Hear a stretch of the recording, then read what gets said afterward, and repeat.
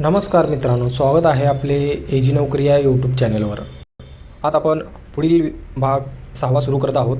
या भागामध्ये आपल्याला 251 ते 300पर्यंतचे 50 प्रश्न आपण पाहणार आहोत. तर पहिला विभाग आहे मराठी व्याकरण. बघा, 251वा प्रश्न आहे, अभियोग्य या कायदेशीर शब्दाचा अचूक अर्थ काय? तर याचं योग्य उत्तर आहे पर्याय बी, खटला. कोर्टात चालणाऱ्या कायदेशीर प्रक्रियेला किंवा केसला मराठीत अभियोग, प्रोसिक्युशन ऑब्लिक सूट म्हणतात. आपल्याला या प्रश्नांची उत्तरं येत असतील तर कमेंट जरूर करा. व्हिडिओ शेवटपर्यंत पहा, कारण मी काही आपल्याला महत्त्वाच्या टिप्स शेवटी देत असतो परीक्षेच्या दृष्टीने. तर व्हिडिओ शेवटपर्यंत पहा. पुढील प्रश्न आहे बघा, मुलांनी शांत बसावे या वाक्यातील प्रयोग ओळखा. तर पहा, मुलांनी शांत बसावे या वाक्यातील प्रयोग ओळखा. कर्त्याला नी प्रत्यय आहे आणि वाक्यात कर्म नाही, तसेच क्रियापद विद्यार्थी असावे असे आहे म्हणून हा अकर्म भावी प्रयोग आहे. तर याचं योग्य उत्तर काय असणार आहे? पर्याय सी. पुढील प्रश्न आहे, कूपमंडूक या वाक्यप्रचाराचा अर्थ काय? तर बघा, ज्याचे ज्ञान किंवा अनुभव मर्यादित आहे अशा व्यक्तीला कूपमंडूक म्हणतात. त्यामुळे याचं योग्य उत्तर काय असणार आहे? संकुचित वृत्तीचा. पर्याय बी बरोबर आहे. पुढील प्रश्न आहे, सहोदर या शब्दाचा योग्य विग्रह करा. तर बघा, एकाच आईच्या पोटी जन्मलेल्या भावंडांना सहोदर म्हणतात. त्यामुळे पर्याय बी बरोबर आहे, एकाच उदरातून जन्मलेले. पुढील प्रश्न, क्षणोक्षणी हा शब्द कोणत्या समासाचे उदाहरण आहे? तर जेव्हा शब्दाची पुनरावृत्ती होते आणि पहिले पद मुख्य असते तेव्हा तो अव्ययीभाव समास होतो. त्यामुळे पर्याय सी बरोबर आहे. पुढील विभाग सुरू होत आहे मित्रांनो, इंग्रजी व्याकरण तसंच कायदेशीर विषयक संज्ञा. What is the meaning of the legal terms adjournment? Adjournment means putting off the proceeding to another time or place. Hence, postponement of a hearing. पर्याय बी. पुढील प्रश्न आहे बघा, fill in the blank. The High Court dash the decision of the lower court. पर्याय A बरोबर आहे, upheld. पुढील प्रश्न आहे, choose the correct one word. A person who files a lawsuit. पर्याय बी बरोबर आहे, plaintiff. पुढील प्रश्न, synonyms of affidavit. Option B बरोबर आहे बघा, written statement on oath. Antonyms of convict. याचं योग्य उत्तर आहे ॲक्वाइट, दोषमुक्त करणे. पुढील प्रश्न आहे, meaning of the idiom. To wash one's hands of. To refuse. To be responsible for. पर्याय बी बरोबर आहे. Choose the correctly spelled word. पर्याय ए बरोबर आहे बघा, मेंटेनन्स. MEINTENANCE. पुढील प्रश्न आहे, he is to quake dash dash walk. पर्याय B 2. He is to quake to walk. पुढील प्रश्न आहे, सब जुडिस मीन्स. तर बघा, याचं योग्य उत्तर आहे पर्याय B, case currently under considerations by a court. याचा अर्थ होतो. पुढील प्रश्न आहे, change into active voice. A letter was being written by her. तर याचं योग्य उत्तर आहे पर्याय बी, रायटिंग अ लेटर. पुढील विभाग सुरू होतो मित्रांनो, संगणक विभाग. याचे काही 5 प्रश्न असणार आहेत. पहा, पुढील प्रश्न, संगणक प्रणालीमध्ये आय पी पत्त्याचा मुख्य उद्देश काय आहे? डेटा सुरक्षित करणे, नेटवर्किंगवरील डिव्हाइस ओळखणे, बॅटरी वाचवणे किंवा प्रिंटिंगचा वेळ वाढवणे. तर याचं योग्य उत्तर आहे पर्याय बी, नेटवर्कवरील डिव्हाइस ओळखणे. पुढील प्रश्न, MS एक्सेलमध्ये A1 हे कशाचे उदाहरण आहे? फाईलचे नाव, सेल ॲड्रेस, कॉलमचे नाव आहे, रो क्रमांक आहे. तर बघा, याचं योग्य उत्तर काय असणार आहे? पर्याय बी, सेल ॲड्रेस असतो तो. पुढील प्रश्न आहे, जगातील पहिले सुपर कॉम्प्युटर कोणते? परम, C-Ray-1, ENIAC, IBM PC. तर बघा, याचं योग्य उत्तर आहे पर्याय बी, C-Ray-1. पुढील प्रश्न, सायबर लॉ कशाशी संबंधित आहे? रस्ते सुरक्षेसाठी इंटरनेट आणि माहिती तंत्रज्ञान गुन्हे, नागरी हक्क, पर्यावरण संरक्षण. याचं योग्य उत्तर आहे पर्याय बी, इंटरनेट आणि माहिती तंत्रज्ञानाचे गुन्हे या लॉमध्ये समाविष्ट आहेत. तर बघा, पुढील प्रश्न आहे, खालीलपैकी कोणते सर्च इंजिन नाही? पर्याय आहेत गुगल, बिंग, याहू, विंडोज. तर बघा, पर्याय डी बरोबर आहे, विंडोज ही एक ऑपरेटिंग सिस्टम आहे, हे सर्च इंजिन नाही.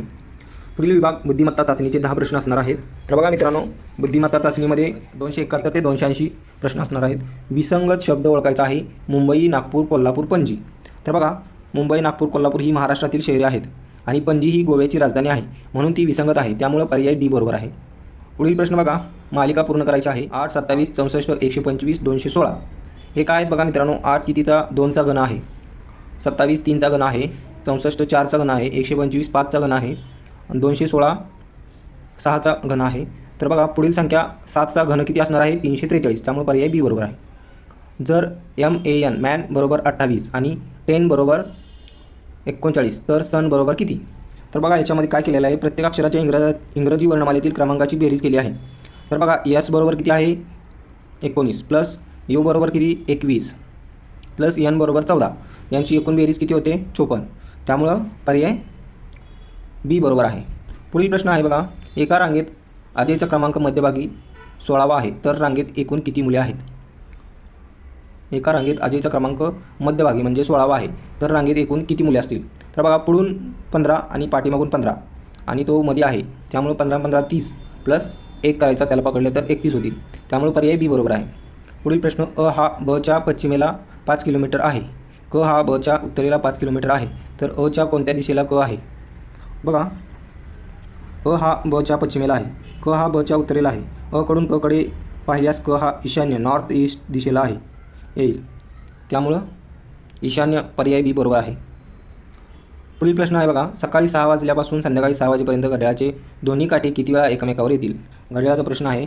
घड्याळाचे दोन्ही काटे दर तासाला एकदा एकमेकावर येतात, मात्र 11 ते 1 या 2 तासांच्या दरम्यान ते फक्त एकदाच बरोबर 12 वाजता एकमेकांवर येतात. त्यामुळे 12 तासात ते 11 वेळा एकमेकांवर येतात. त्यामुळे पर्याय बी बरोबर आहे. पुढील प्रश्न बघा, विसंगत पर्याय ओळखायचा आहे. 512 729 1331 625.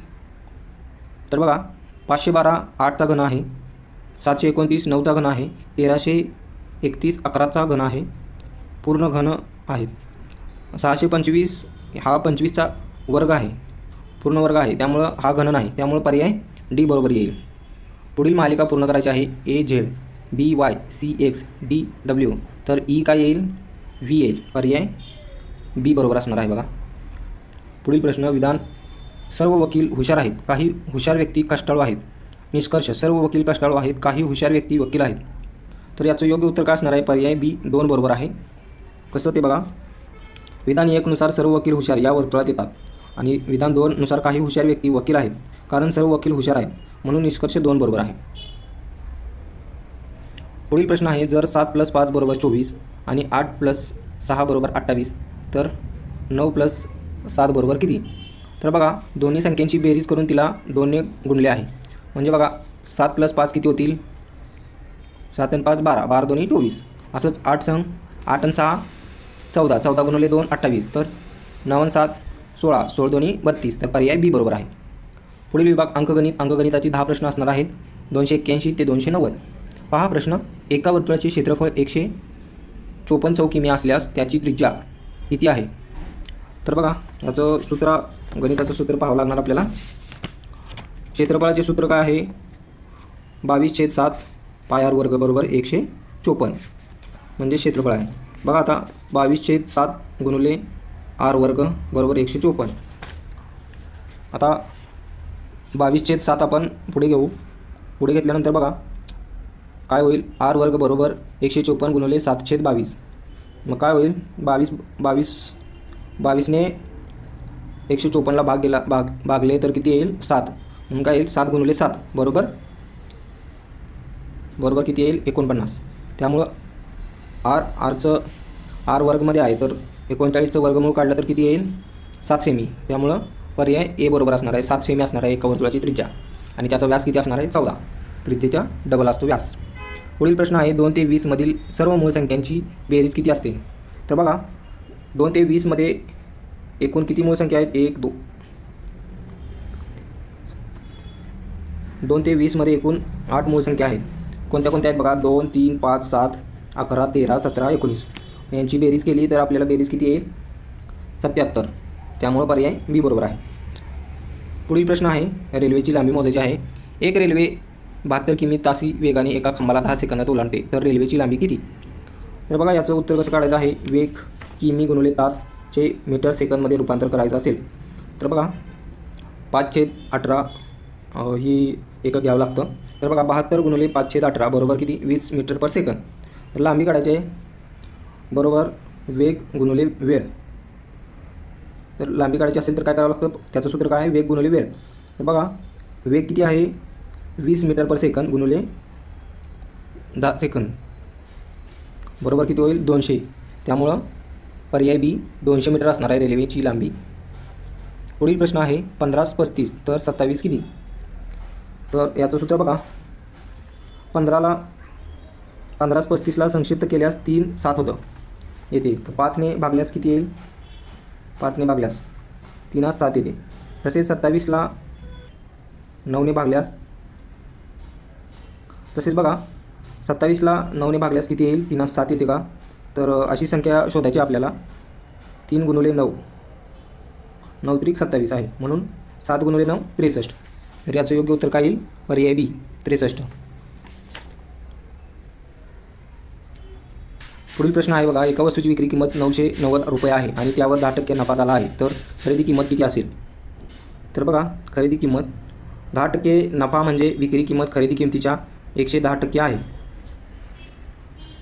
म्हणून 110% बरोबर 990 रुपये. तर 100% बरोबर किती, तर 990 भागिले 110 केलं गुणिले 100. तर उत्तर काय येईल, किंमत येईल खरेदी किंमत. तर पर्याय सी बरोबर असणार आहे. पुढील प्रश्न आहे, एका संख्येचे 30% म्हणजे 60, तर संख्येचा 150% म्हणजे किती. तर बघा मित्रांनो, जर 30% बरोबर 60 तर 1% बरोबर किती आले, 2. म्हणून 150% बरोबर 150 गुणिले 2 बरोबर 300. तर पर्याय डी बरोबर आहे 300. सरासरी काढायची आहे मित्रांनो आपल्याला. 10 15 20 25 30. तर सरासरी बघा, एकूण बेरीज गुणून भागिले एकूण संख्या सरासरी काढायची असेल तर आता सर्व संख्येची बेरीज केली तर किती होईल बघा, 10 15 20 25 प्लस 30 यांची सर्वांची बेरीज किती येते, 100 भागिले 5. 100ला 5ने भागले तर किती येईल, 20. पर्याय बी बरोबर आहे. पुढील प्रश्न आहे बघा, x वर्ग वजा 49 बरोबर 0, तर x बरोबर किती. तर बघा मित्रांनो, x वर्ग बरोबर किती असेल, x वर्ग वजा 49, तर x बरोबर काय 39 बरोबर 7, कारण +7 आणि -7 दोघांचा वर्ग 49 येतो, त्यामुळे पर्याय सी बरोबर आहे. पुढील प्रश्न आहे, 4 वर्षापूर्वी राम आणि श्याम यांच्या वयांचे गुणोत्तर 3:4 होते. आज त्यांच्या वयाची बेरीज 36 आहे, तर रामचे आजचे वय किती. वयाचे गणित आहे बघा, आजचे बेरीज 36 आहे. 4 वर्षापूर्वी दोघांचे वय 4 वर्षांनी कमी होते, म्हणजे बेरीज 36 वजा 8 28 आहे, 28 होते. गुणोत्तर 3:4 असल्याने 3x वजा 4x बरोबर 28. तर बघा 3x आणि 4x किती झाले, 7x बरोबर 28. तर बघा 28ला 7ने भागल्यास xची किंमत येईल 4.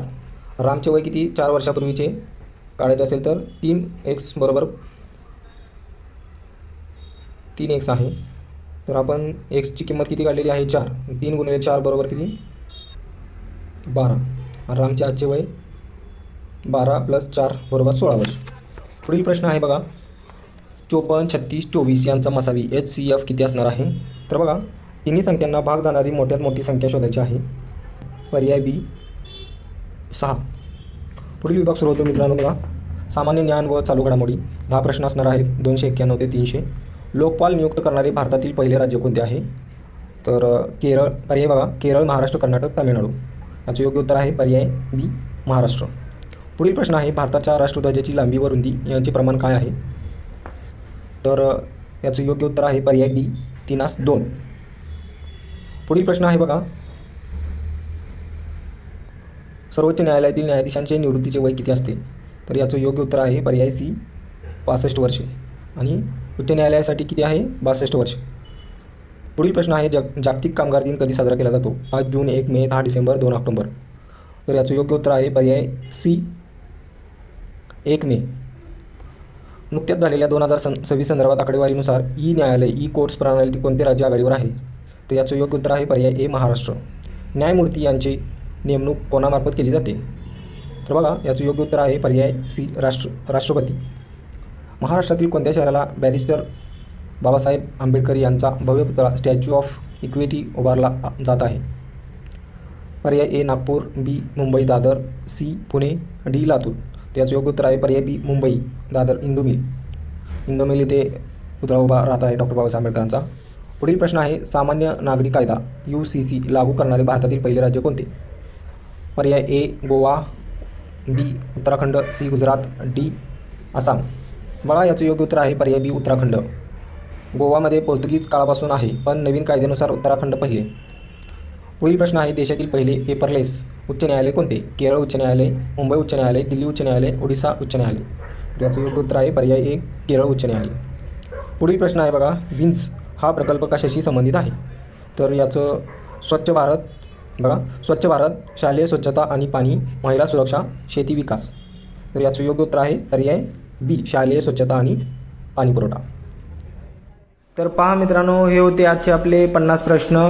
या 50 प्रश्नांची PDF मी आपल्या टेलिग्राम चॅनेलवर म्हणजेच बॉम्बे हायकोर्ट रिक्रुटमेंट या चॅनेलवर उपलब्ध करून दिलेली आहे. या चॅनेलला आत्ताच फॉलो करा, कारण या चॅनेलवर आपल्याला चर्चा करता येणार आहे. आपल्याला परीक्षेसंदर्भात किंवा काही अडचणी असतील तर त्या चर्चा करून सोडवता येतील.